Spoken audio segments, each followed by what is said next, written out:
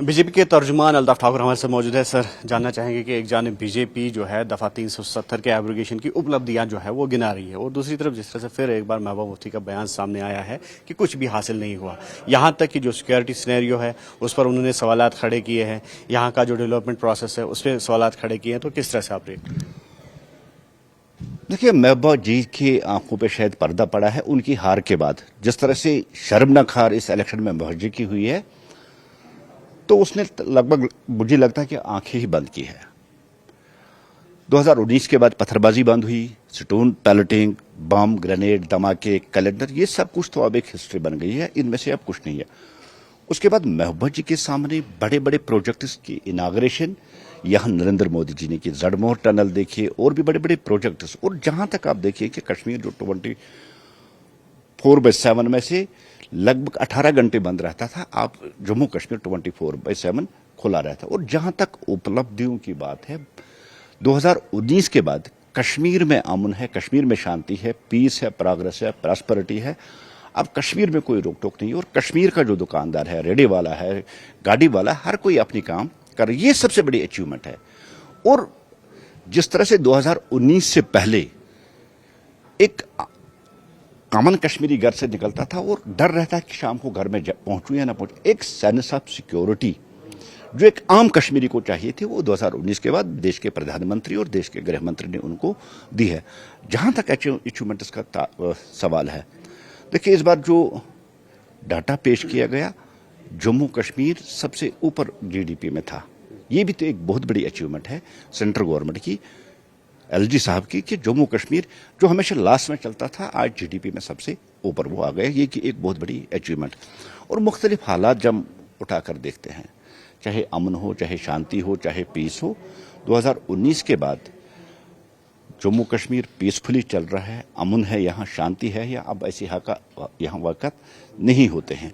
और सबसे बड़ी बात है कि बड़े बड़े प्रोजेक्ट्स जिनकी सांगे बुनियाद भी मोदी जी ने 2019 में डाली, 19 से पहले, और इनाग्रेशन भी उन्होंने की, ये बहुत बड़ी एक अचीवमेंट है जो जम्मू कश्मीर को मिली है। बार बार जब नरेंद्र मोदी जी यहाँ आए, उन्होंने जम्मू कश्मीर को कुछ ना कुछ दे ही दिया है।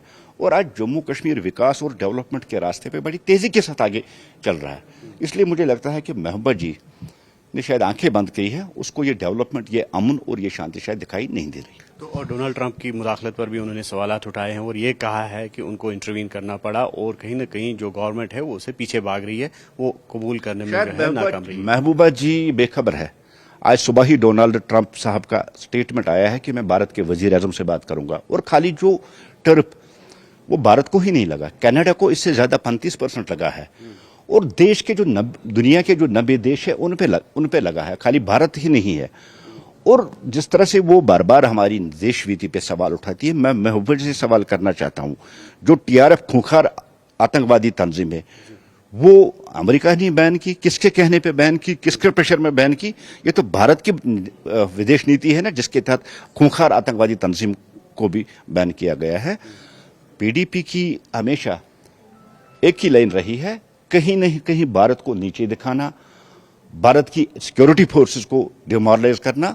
देश के लिए उन्होंने कभी कहे, और जो लोग दहशतगर्दों से वोट मांगते हैं, हुर्रियत से वोट मांगते हैं, उनको भारत की तरक्की दिखाई नहीं देगी। तो इंडिया चाइना रिलेशंस पर भी सवालात खड़े किए हैं और कहा कि चाइना से कई गुना पीछे जो है इंडिया चला गया है जीडीपी की अगर बात करें। नहीं, देखिए, भारत आज दुनिया की 5वीं बड़ी इकोनॉमी बन गई है, पहले 11वें नंबर पे थी। नरेंद्र मोदी जी की अध्यक्ष में दुनिया की 5वीं बड़ी, और 2024 में 30वें नंबर पे भारत की जो इकोनॉमी है वो आ रही है।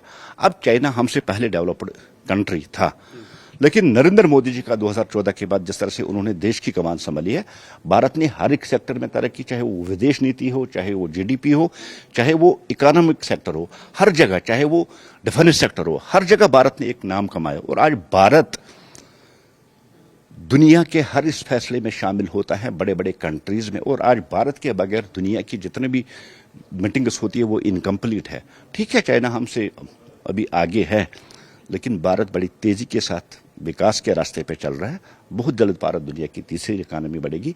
हमने जापान को पीछे छोड़ दिया, हमने बर्तानिया को पीछे छोड़ दिया, शायद महबूबा जी को ये दिखाई नहीं देता। शुक्रिया आपका। तो ये थे बीजेपी के स्पोक्स पर्सन अल्ताफ ठाकुर जो कि रिएक्ट कर रहे थे जो महबूबा मुफ्ती ने हालिया बयान दिए हैं अपने खिताब में, और उन्होंने ये भी कहा कि भारत की जीडीपी जो है वो लगातार इंक्रीज़ हो रही है। और दूसरा, जिस तरह से महबूबा मुफ्ती का इल्ज़ाम है कि दफ़ा 370 के खात्मे के बाद जो सिचुएशन बनी हुई है वो जूं की तूं है, तो इन्होंने कहा कि अमन लौट आया है और अमन एक बड़ी उपलब्धि है। वहीब खान के साथ न्यूज़ 18 के लिए सनर से मुदस्सर कादरी।